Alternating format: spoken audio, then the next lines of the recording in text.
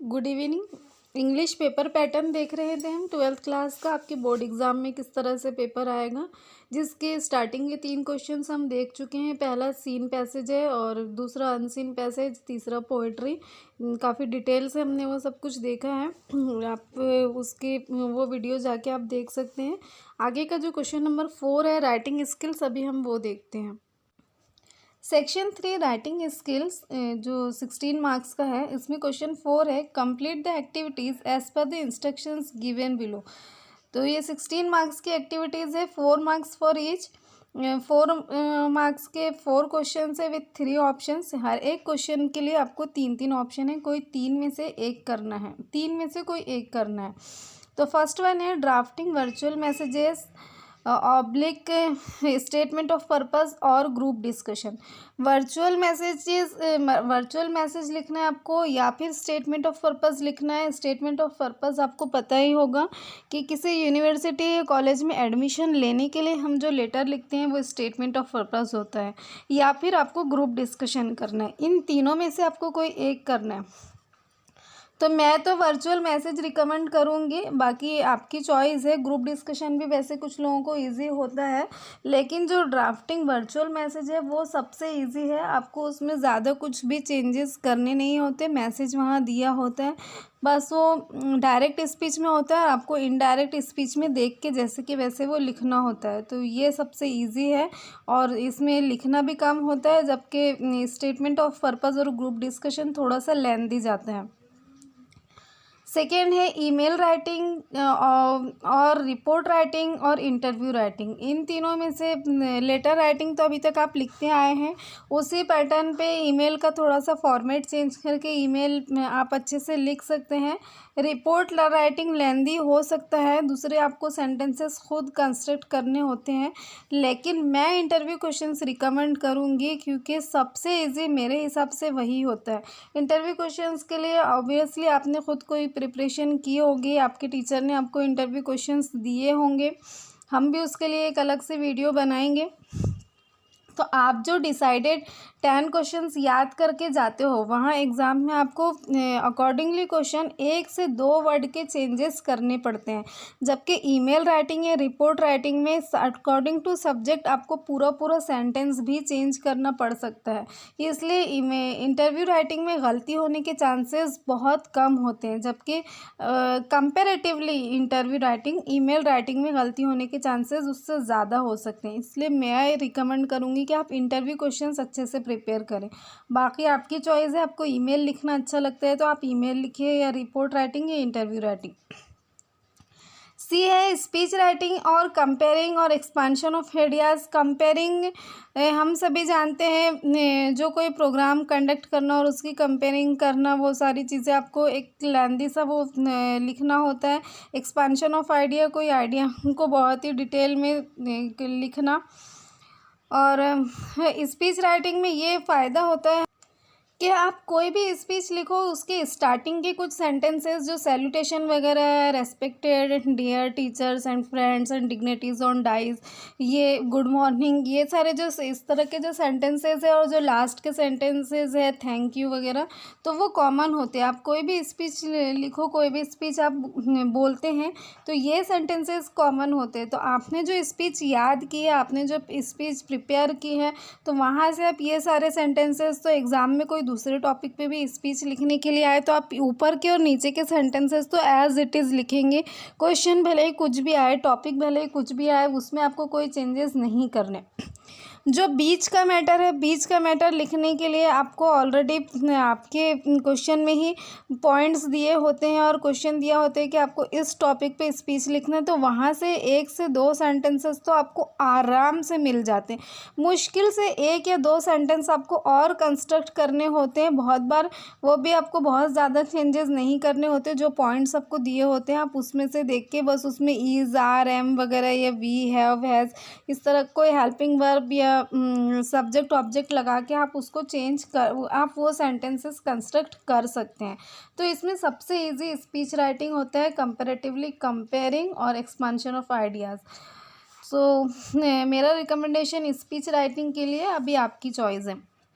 Last one है review, blog writing और appeal writing. Review definitely एक मुश्किल काम है। आपको जिस टॉपिक पे रिव्यू पूछा है वो आपने पढ़ा है नहीं पढ़ा है, आपने वो मूवी देखी नहीं देखी, उसके बारे में कोई ज़रूरी नहीं होता, कोई गारंटी नहीं होती। ब्लॉग राइटिंग, अगर आपको इंग्लिश लिखना पसंद है, इंग्लिश के सेंटेंस कंस्ट्रक्ट करना पसंद है, आपके पास में बहुत सारे आइडियाज़ है, तो आप एक अच्छा ब्लॉग बहुत अच्छे से लिख सकते हो। और अगर आपको इंग्लिश बहुत डिफ़िकल्ट लगती है तो आपके लिए सबसे बेस्ट ऑप्शन अपील राइटिंग है। अपील राइटिंग का एक फ़िक्स फॉर्मेट होता है, ऊपर आपको टॉपिक लिखना होता है, किस चीज़ के लिए आप अपील कर रहे हैं, डेट लिखना होता है, तो उसका टाइम लिखना होता है, उसका वेन्यू लिखना होता है, यानी एड्रेस लिखना होता है कि कहाँ पे वो प्रोग्राम होने वाला है जिसके लिए आप अपील कर रहे हो, और साथ ही आपको कोई तो भी एक अट्रैक्टिव स्लोगन लिखना होता है, दैट्स इट। तो अपील राइटिंग में ये बहुत बड़ा फ़ायदा होता है कि आपको बहुत ज़्यादा उसमें मेहनत नहीं करनी पड़ती और आप वो आराम से आपके क्वेश्चन में से देख के सारी डिटेल्स लिख सकते हो और आप एक अच्छी अपील तैयार कर सकते हो। तो लास्ट वाले क्वेश्चन के लिए अगर आप अपील राइटिंग करेंगे तो ये ज़्यादा स्कोरिंग होगा। अभी हम उसका क्वेश्चन नंबर 5 देखते हैं। क्वेश्चन 5 आपके सेक्शन 4 नॉवेल से आने वाला है। इसमें भी 4 क्वेश्चंस है, 4 मार्क्स फॉर ईच। इसमें कोई भी ऑप्शन या कोई भी चॉइस नहीं है और आपको पहले से ही बता दिया गया है there are fix questions from the selected text. तो जो क्वेश्चन नंबर 5 का ए है वो हिस्ट्री ऑफ इंग्लिश नॉवेल, जो आपका 4.1 वाला एक्सट्रैक्ट है वहीं से ही आने वाला है। 4.1 चैप्टर से ही आपका आने वाला है और दूसरा कहीं से उसमें क्वेश्चन नहीं आएंगे। क्वेश्चन नंबर 5 का ए, जिसमें एक तो जो आप उसमें दिया है, जो भी मैटर उसमें दिया है आपके चैप्टर में, उसके हिसाब से हिस्ट्री ऑफ इंग्लिश नॉवेल पहली बात 2-2 नंबर के 2 क्वेश्चन होंगे इसमें, यानी 4 मार्क्स का क्वेश्चन नंबर 5 का ए 4 मार्क्स का होगा। There will be 2 questions for 2 marks each. तो हिस्ट्री ऑफ इंग्लिश नॉवेल पे से कोई क्वेश्चन आ सकता है, या फिर एमसीक्यू आ सकता है, या फिर मैच द कॉलम आ सकता है, फिल इन द ब्लैंक्स आ सकता है, ट्रू फॉल्स आ सकता है, इस तरह के कोई, या चूज़ द करेक्ट अल्टरनेटिव आ सकता है। इस तरह के कोई भी क्वेश्चन इसमें 2-2 मार्क्स के लिए 2 क्वेश्चन इसमें आएंगे। क्वेश्चन नंबर 5 का बी देख। क्वेश्चन 5 का बी आपके 4.2 जो नॉवेल है to sir with love E.R. Braithwaite का लिखा हुआ, इसमें से आएगा। इसमें आपके 2 क्वेश्चंस रहने वाले, 2-2 मार्क्स फॉर ईच। तो ये क्वेश्चन प्लॉट पे हो सकता है, कैरेक्टर पे हो सकता है, थीम पे हो सकता है, लैंग्वेज और उसके सेटिंग पे ये क्वेश्चन हो सकते हैं। तो प्लॉट का जो क्वेश्चन है, जैसे describe the half yearly report program of students council, जो स्टूडेंट काउंसिल हुई थी हाफ ईयरली, जो उनका प्रोग्राम हुआ था उसके बारे में लिखना। कैरेक्टर में इसमें जो मेजर स्केचेस है, एक तो डैनम है, मिस फिलिप्स है, द नैरेटर है, ये उसके मेजर कैरेक्टर्स है। तो मोस्टली इन्हीं में से कोई कैरेक्टर आपको आ सकता है, हो सकता है कि और कोई माइनर कैरेक्टर पूछ ले, लेकिन उसके चांसेस बहुत कम हैं। डैनम, मिस फिलिप और नैरेटर यही इसके मेजर कैरेक्टर है और इसी में से कोई कैरेक्टर आपको पूछा जा सकता है, ज़्यादातर चांसेस इसी बात के। फिर उसके बाद में थीम कहानी की, जो टीचर स्टूडेंट रिलेशनशिप है, कहानी की थीम वही है, दूसरी और कोई थीम नहीं है वो कहानी की। और एक जो रेशियल डिस्क्रिमिनेशन पर भी एक थीम है, वो कहानी की एक थीम रेशियल डिस्क्रिमिनेशन है, जो रेशियल डिस्क्रिमिनेशन उन लोगों के साथ में हुआ करता था, तो उसके ऊपर भी कोई क्वेश्चन आ सकता है। तो प्लॉट, कैरेक्टर, थीम, किसी के ऊपर भी 2-2 मार्क्स का कोई क्वेश्चन हो सकता है। इसी बी वाले क्वेश्चन में सेटिंग पे भी कोई क्वेश्चन पूछा जा सकता है, जैसे describe the place and the atmosphere where the half yearly report program of students council took place. यह कहानी की लैंग्वेज पे, नॉवेल की लैंग्वेज पे भी कोई क्वेश्चन पूछा जा सकता है। जो नॉवेल में फिलिप और डैनम का कन्वर्सेशन बहुत ही इंपॉर्टेंट था, जो पीटी सब्जेक्ट के ऊपर हुआ था। डैनम उसका अपोज कर रहा था कि कॉलेज में जो पीटी के पीरियड्स होते हैं वो अननेसेसरी होते हैं, और मिस फिलिप उसको डिफेंड कर रही थी। तो वो लोग जो लैंग्वेज इस्तेमाल कर रहे थे, जो कम्युनिकेशन उनके बीच में हो रहा था, ये एक इम्पॉर्टेंट टास्क था, ये एक इम्पॉर्टेंट एस्पेक्ट था कहानी का। तो उसकी बेसिस पे या फिर और दूसरे किसी कैरेक्टर के, नैरेटर की लैंग्वेज के बारे में भी आपको क्वेश्चन पूछा जा सकता है। क्वेश्चन 5 का सी आपका जो 4.3 नॉवेल है around the world in 80 days, जिसमें हमने देखे थे फिलियास फॉग कैसे अपने सर्वेंट के साथ में दुनिया के टूर पे निकला था और जो सारी चीज़ें हुई थी वो नॉवेल पे ये क्वेश्चन होगा, जिसमें 4 मार्क्स के लिए 2 मार्क्स फॉर ईच 2 क्वेश्चंस ये रहेंगे। इसमें प्लॉट पे क्या क्वेश्चन पूछा जा सकता है, जैसे narrate the major events that took place in the life of Phileas Fogg from his imprisonment to winning the Vaser.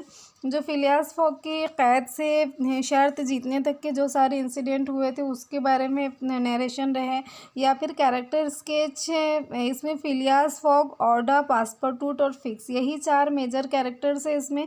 इनमें से किसी के ऊपर क्वेश्चन पूछा जा सकता है। कहानी की थीम एक तो टाइम के बारे में, टाइम फिकल है, टाइम आपके फेवर में, कभी आपके फेवर में होता है, कभी आपके अगेंस्ट काम करता है। एक तो कहानी की थीम ये है, और दूसरी कहानी की थीम ये थी कि जो फिलियास फॉग था वो उसका मकसद विक्ट्री था, मनी नहीं था, और वो दुनिया को दिखाना चाहता था कि वो जो चाहता है वो कर सकता है, जो वो सेट करता है वो कर सकता है। तो ये कहानी की थीम थी। Justify the statement his Fox object however to be victorious and not to win the money। तो ये दोनों थीम में से कोई एक थीम पे आपको क्वेश्चन पूछा जा सकता है क्वेश्चन 5 के सी का।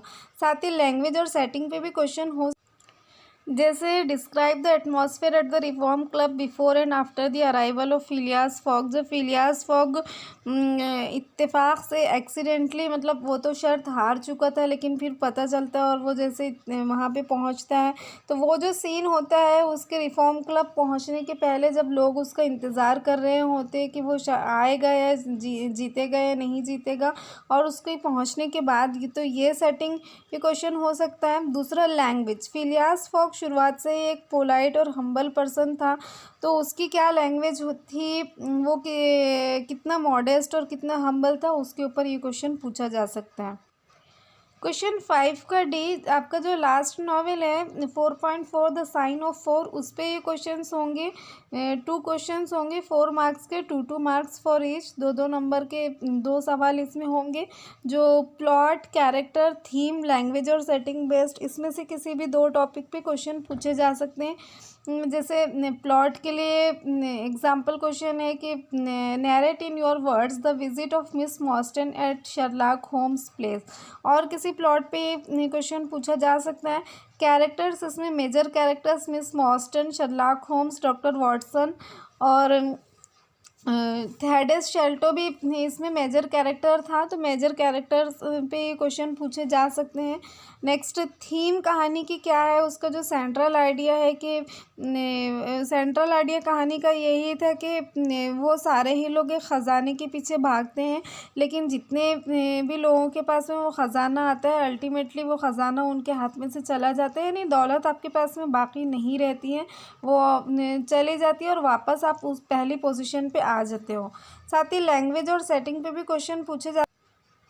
सेटिंग के लिए एग्जाम्पल क्वेश्चन है, the extract gives information about various places, describe in short the importance of at least 2 places mention in the extract. इस एक्सट्रैक्ट में मुख्तलिफ जगह के नाम दिए हुए हैं। मिस मॉर्सन, डॉक्टर वॉटसन और शर्लॉक होम्स से मिलने जाती है वो जगह, फिर बाद में वो लोग लाइकेम थिएटर की तरफ जाते हैं, वहाँ पे और लंदन का जिक्र किया हुआ है जहाँ पे उसके फादर उसको मिलने बुलाते हैं, लेकिन वो नहीं मिल वहाँ पे वो उसको मिलते नहीं हैं। आगरा फोर्ट का जिक्र किया हुआ है, फिर वो आयरलैंड का जहाँ पे इसकी गिरफ्तारी हुई थी, जो स्मॉल जोनाथन था, उसकी गिरफ्तारी हुई थी वहाँ पे। तो इस तरह के अलग अलग प्लेसेस है, तो किसी 2 प्लेसेस के बारे में सेटिंग और भी किसी अलग जगह के सेटिंग के बारे में ये क्वेश्चन पूछा जा सकता है। लैंग्वेज, जो कैरेक्टर्स ने लैंग्वेज इस्तेमाल की है तो उनके ऊपर कोई क्वेश्चन हो सकता है। Compare the language used by the 3 major characters in the extract. तो इस तरह से ये आपका क्वेश्चन 5 और आपका पेपर कंप्लीट होगा। लास्ट में आपके क्वेश्चन 5 के चारों क्वेश्चंस ABCD का ब्लूप्रिंट दिया हुआ है। अकॉर्डिंगली आपके क्वेश्चंस आ सकते हैं। ज़रूरी नहीं है कि यहाँ जो क्वेश्चंस मैंने आपको बताए हैं, जो एग्जांपल क्वेश्चंस मैंने आपको बताए हैं, वही क्वेश्चंस आ जाए, लेकिन बहुत ज़्यादा चांसेस है कि वही क्वेश्चंस आ सकते हैं।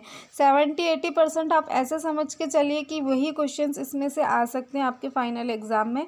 तो आप उसके लिए तैयारी कीजिए। मेरी बहुत सारी नेक ख्वाहिशात, तमन्नाएँ और दुआएँ आपके लिए हैं। All the best.